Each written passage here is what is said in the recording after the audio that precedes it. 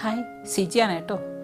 നമ്മൾ ഇൻഡോറൊക്കെ ആക്കി വളർത്തുന്ന മണി പ്ലാന്റ്സ് നല്ല തിക്കായും കരുത്തോടെയും പുതിയ പുതിയ വള്ളികളൊക്കെ നിറഞ്ഞ് നല്ല തിളക്കമുള്ള ലീഫൊക്കെ ആയിട്ട് തഴച്ച് വളരാൻ ഞാൻ കൊടുക്കുന്ന ഒരു ഹോം റെമഡിയുമായിട്ടാണ് ഇന്നത്തെ വീഡിയോയിൽ വന്നിരിക്കുന്നത്. വെൽക്കം ടു മൈ ചാനൽ കൊലിസിൻ കിച്ചൻ.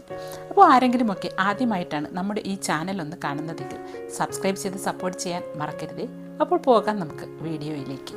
എന്തുകൊണ്ടോ മണി പ്ലാന്റിനെ എല്ലാവർക്കും ഒത്തിരി ഇഷ്ടമാണ്. അത് ചിലപ്പോൾ എളുപ്പത്തിൽ വളർത്താൻ പറ്റും എന്നതുകൊണ്ടും വളരെ എളുപ്പത്തിൽ നമുക്ക് പ്രൊപ്പഗേറ്റ് ചെയ്തെടുക്കാൻ സാധിക്കും എന്നതുകൊണ്ടുമായിരിക്കാം.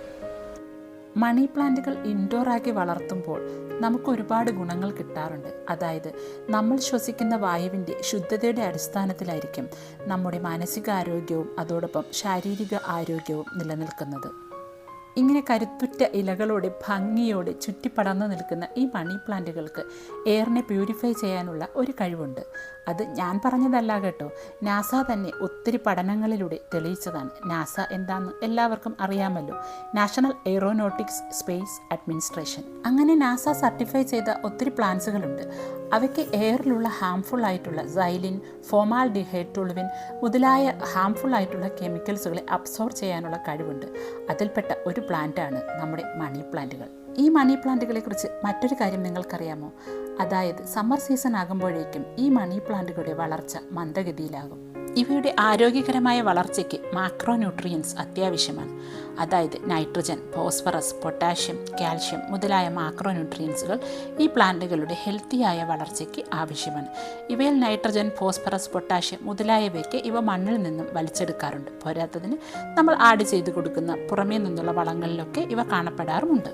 എന്നാൽ കാൽഷ്യത്തിൻ്റെ കാര്യം അങ്ങനെയല്ല, അത് എളുപ്പത്തിൽ പ്ലാന്റുകൾക്ക് ലഭിക്കാറില്ല. അതിനായിട്ട് ഞാൻ ഉപയോഗിക്കുന്നത് വളരെ ഈസി ആയിട്ട് നമുക്ക് എപ്പോഴും വീട്ടിൽ തന്നെ അവൈലബിൾ ആയിട്ടുള്ള മുട്ടയുടെ തോട് ഉപയോഗിച്ച് ഈസി ആയിട്ട് ഉണ്ടാക്കിയെടുക്കാൻ പറ്റുന്ന ഒരു ലിക്വിഡാണ് ഞാൻ ആഴ്ചയിലൊരിക്കൽ ഈ പ്ലാന്റുകൾക്ക് ഉപയോഗിക്കാറുള്ളത്. അതെങ്ങനെയാണെന്ന് നോക്കാം. അപ്പോൾ അങ്ങനെ ഒരു ലിക്വിഡ് തയ്യാറാക്കാനായിട്ട് ഇതുപോലെ നമ്മുടെ വീട്ടിൽ ഉപയോഗിച്ചിട്ട് ബാക്കി വരുന്ന മുട്ടത്തോട് കഴുകി നല്ല വെയിലത്ത് വെച്ച് ഉണക്കിയിട്ട് ഏതെങ്കിലും ഒരു പാത്രത്തിലോ ഒരു ടിന്നിലോ ഒക്കെ ഇട്ട് വയ്ക്കാം. നമുക്ക് ഇഷ്ടംപോലെ ചെടികളുണ്ടെങ്കിൽ എല്ലാ ചെടികൾക്കും മുട്ടത്തോട് വളരെ ഉപയോഗപ്രദമായിട്ടുള്ളൊരു കാര്യം തന്നെയാണ്. അപ്പോൾ നമുക്ക് ഒത്തിരി മണി പ്ലാന്റ് ഉള്ളതുകൊണ്ട് ഞാനൊരു 4 മുട്ടത്തോട് എടുക്കുകയാണ്. അതിൽ നിന്ന് അത് ഇതുപോലെ എടുത്ത് നന്നായിട്ട് പൊടിച്ചൊരു മിക്സിയുടെ ജാറിലോട്ട് ഇട്ട് കൊടുക്കുക. ഇപ്പോൾ പഴയ മിക്സിയൊക്കെ ഉള്ളവരുടെ വീട്ടിലാണെങ്കിൽ ആ പഴയ മിക്സിയിൽ നമുക്ക് ഈ മുട്ടത്തോട് നന്നായിട്ട് പൊടിച്ചെടുക്കാം. അപ്പോൾ ഇവിടെ ഇപ്പോൾ ആകെ ഒരു മിക്സിയേ ഉള്ളൂ. അപ്പോൾ അതുകൊണ്ട് നമ്മൾ ആ മിക്സി തന്നെയാണ് ഇത് പൊടിച്ചെടുക്കുന്നത്. വിഷമൊന്നും അല്ലല്ലോ, മുട്ടത്തോടല്ലേ. അപ്പോൾ അതിൽ തന്നെ നമ്മൾ അരയ്ക്കുന്ന മിക്സിയാണ്, അതിൽ തന്നെ പൊടിച്ചെടുക്കുകയാണ്. നമുക്കിപ്പോൾ 1-2 മണി പ്ലാന്റൊക്കെ ഉള്ളെങ്കിൽ നമ്മൾ 2 മുട്ടത്തോടൊക്കെ എടുത്താൽ മതി. എനിക്കിപ്പോൾ ഒത്തിരി മണി പ്ലാന്റ് ഉണ്ട്. ഞാനിപ്പോൾ ഇൻഡോർ ആയിട്ടുള്ള മണി പ്ലാന്റിന് മാത്രമല്ല ഔട്ട്ഡോർ വെച്ചിട്ടുള്ള മണി പ്ലാന്റിനും ഒക്കെ ഇത് ഉപയോഗിക്കാറുണ്ട്. ഇതിപ്പോൾ ഞാൻ നല്ല ഫൈൻ പൗഡറാക്കി കൊണ്ടുവന്നിട്ടുണ്ട്. ഇൻഡോർ എനിക്ക് ഒത്തിരി മണി പ്ലാന്റ് ഉണ്ട്. അപ്പോൾ അതിനെല്ലാത്തിനും ഞാൻ ഈ ലിക്വിഡ് ഉപയോഗിക്കാറുണ്ട്. അതുകൊണ്ട് തന്നെ എല്ലാം നല്ല ഹെൽത്തി ആയിട്ടിരിപ്പുണ്ട്.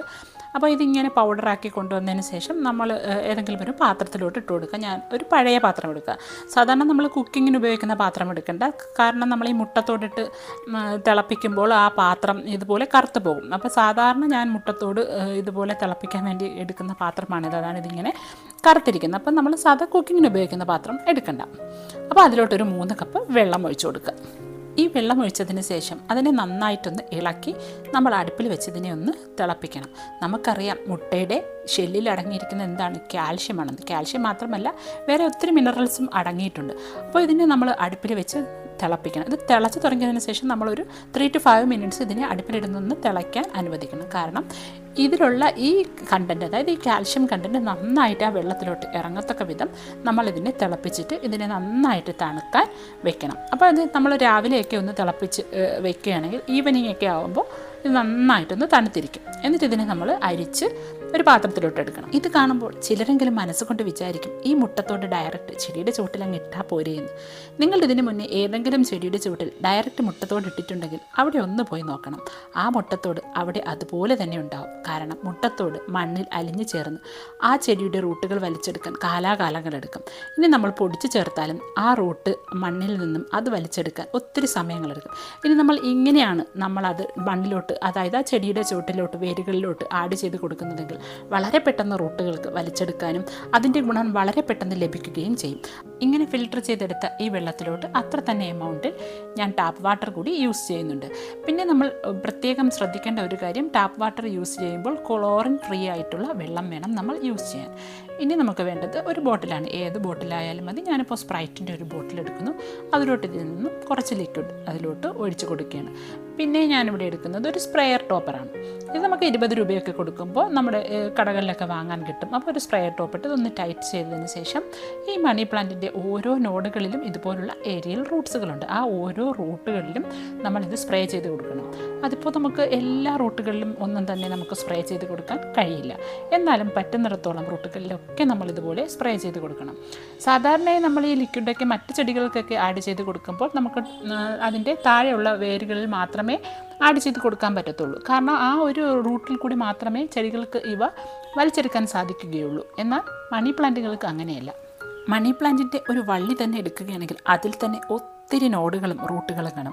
ആ ഓരോ റൂട്ടിലും കൂടി നമ്മുടെ ചുവടുകളിലും ഒക്കെ നമുക്ക് ഈ ലിക്വിഡ് ഒഴിച്ചു കൊടുക്കാം. ഇനി ഇൻഡോറാക്കി വളർത്തുന്ന ഈ ചെടിയിൽ മാത്രമല്ല, നമുക്ക് ഔട്ട്ഡോറായിട്ട് ഉപയോഗിക്കുന്ന ചെടികളിലുമൊക്കെ നമുക്കിത് ഒഴിച്ചു കൊടുക്കാം.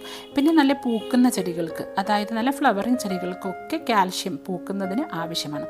അവയ്ക്കുമൊക്കെ നമുക്ക് ഒഴിച്ചു കൊടുക്കാം. നമ്മുടെ ലെൻറ്റാന ചെടികൾക്കും റോസിനും പെൻറ്റാസിനും എന്ന് വേണ്ട കടലാസ് ചെടികൾക്കും ഒക്കെ ഇത് നല്ല ഒരു ഫെർട്ടിലൈസർ തന്നെയാണ്. മണി പ്ലാന്റ് നല്ല ഹ്യൂമിഡിറ്റി ഇഷ്ടപ്പെടുന്ന പ്ലാന്റാണ്. അപ്പോൾ ഹ്യൂമിഡിറ്റി കുറഞ്ഞു പോയാൽ ഈ പ്ലാന്റിൻ്റെ നല്ല ഒരു ഹെൽത്തി ഫീൽ അങ്ങ് മാറും. അപ്പോൾ നല്ല ഹെൽത്തി ആയിട്ട് നിൽക്കാൻ ഇടയ്ക്കിടയ്ക്ക് നമ്മൾ വാട്ടർ സ്പ്രേ ചെയ്ത് കൊടുക്കണം. അപ്പോൾ ഈ ലിക്വിഡ് നമ്മൾ സ്പ്രേ ചെയ്യുന്ന ദിവസം വാട്ടർ നമ്മൾ സ്പ്രേ ചെയ്ത് കൊടുക്കേണ്ട ആവശ്യമില്ല. ആഴ്ചയിൽ ഒരു ദിവസം നമുക്ക് ഇതുപോലെ മുട്ടയുടെ തോട് വെച്ച് ലിക്വിഡ് ഉണ്ടാക്കി നമുക്ക് സ്പ്രേ ചെയ്ത് കൊടുക്കാവുന്നതാണ്. എന്തൊക്കെ പറഞ്ഞാലും ഇൻഡോർ പ്ലാന്റ് ഹെൽത്തി ആയിട്ടിരിക്കണമെങ്കിൽ നല്ലൊരു ബ്രൈറ്റ് ലൈറ്റ് ഉള്ളിടത്ത് വെച്ചാലേ ആ പ്ലാന്റ് ഹെൽത്തി ആയിട്ടിരിക്കുകയുള്ളൂ. ഇല്ലെങ്കിൽ ഇലയൊക്കെ പഴുത്തു പോകാൻ ചാൻസ് ഉണ്ട്. അത് പ്രത്യേകം ശ്രദ്ധിക്കണം. ഞാൻ ഇൻഡോർ ആക്കി വെച്ചിരിക്കുന്ന മണി പ്ലാന്റിന് മാത്രമല്ല, പുറത്ത് വെച്ചിരിക്കുന്ന, അതായത് ഔട്ട്ഡോർ ആക്കി വെച്ചിരിക്കുന്ന എല്ലാ മണി പ്ലാന്റിനും ഇതുപോലെ സ്പ്രേ ചെയ്ത് കൊടുക്കാറുണ്ട്.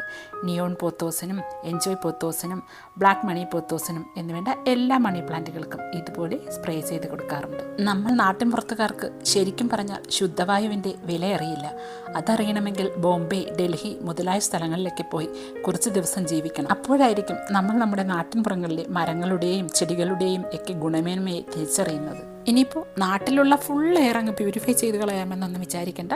നമ്മുടെ വീട്ടിലെ ഒരു റൂമിലെ എയറെങ്കിലും നമുക്കൊന്ന് പ്യൂരിഫൈ ചെയ്തേക്കാം. അതിനായിട്ട് നമുക്ക് ഇൻഡോറായിട്ട് കുറച്ച് പ്ലാന്റൊക്കെ നട്ട് വളർത്താം. ഏതെങ്കിലുമൊക്കെ പ്ലാന്റ് ഇൻഡോറാക്കി വളർത്തിയിട്ട് ഒരു കാര്യവുമില്ല. നാസ സർട്ടിഫൈ ചെയ്തിരിക്കുന്ന പ്ലാന്റുകൾ തന്നെ വളർത്താൻ നോക്കാം. അപ്പോൾ എപ്പോഴത്തെ പോലെ ആ കുഞ്ഞ് റിക്വസ്റ്റുമായിട്ട് വീണ്ടും വന്നിരിക്കുകയാണ്. വീഡിയോ ഇഷ്ടമായെങ്കിൽ സബ്സ്ക്രൈബ് ചെയ്യാൻ മറക്കണ്ട. കൂടി ആ ബെല്ലൈക്കൺ കൂടി ഒന്ന് പ്രസ് ചെയ്തേക്കുക.